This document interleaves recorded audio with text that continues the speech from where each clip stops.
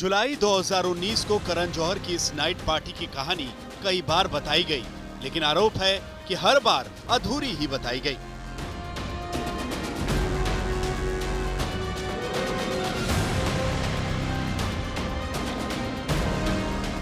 इस पार्टी में बॉलीवुड के चमकते सितारों का जमघट है। आरोप है कि यहाँ नशे के लिए ड्रग्स का इस्तेमाल किया गया,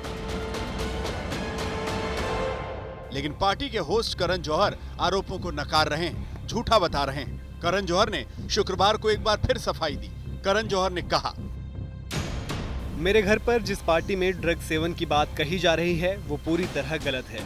पहले भी इस पर सफाई दे चुका हूं और इस बार भी कह रहा हूं, इस पार्टी में किसी तरह का ड्रग्स इस्तेमाल नहीं हुआ। मैं एक बार फिर से स्पष्ट रूप से कहना चाहूंगा कि मैं नशीले पदार्थों का सेवन नहीं करता हूं और मैं ऐसे किसी भी ड्रग्स के सेवन को बढ़ावा नहीं देता, ना ही प्रोत्साहित करता हूं। हालांकि खबर है कि सफाई के बावजूद करण जौहर से इस पार्टी को लेकर पूछताछ संभव है। वहीं आज करण जौहर को परेशान करने वाली एक और खबर सामने आई।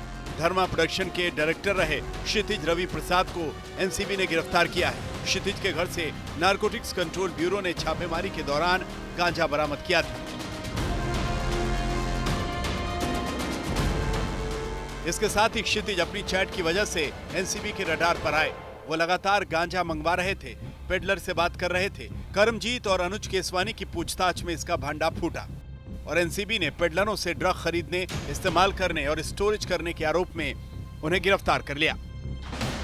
2 दिन तक लंबी चली पूछताछ के बाद धर्मा प्रोडक्शन के डायरेक्टर क्षितिज प्रसाद को नारकोटिक्स कंट्रोल ब्यूरो की टीम ने गिरफ्तार कर लिया।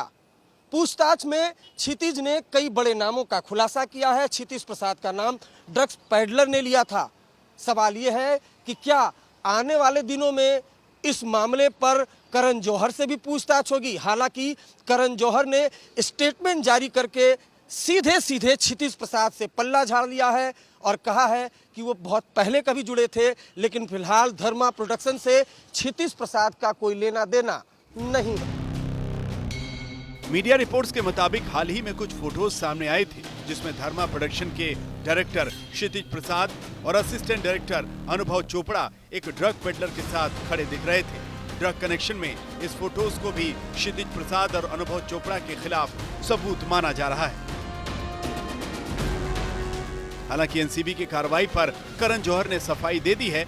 उन्होंने बयान जारी कर कहा, बताया जा रहा है क्षितिज प्रसाद और अनुभव चोपड़ा मेरे सहयोगी और करीबी हैं। मैं बताना चाहता हूं कि मैं इन्हें निजी तौर पर नहीं जानता हूं। दोनों व्यक्तियों में से कोई भी मेरा सहायक या करीबी सहयोगी नहीं है। मैं और धर्मा प्रोडक्शंस इस बात के लिए जिम्मेदार नहीं हैं कि लोग अपनी निजी जिंदगी में क्या करते हैं। लगातार 2 दिन की पूछताछ और ड्रग सीज करने के बाद आखिरकार प्रोड्यूसर क्षितिज प्रसाद को आज एनसीबी ने गिरफ्तार कर लिया। क्षितिज की गिरफ्तारी के साथ ये साबित होता है कि बॉलीवुड पर ड्रग्स कितना हावी है।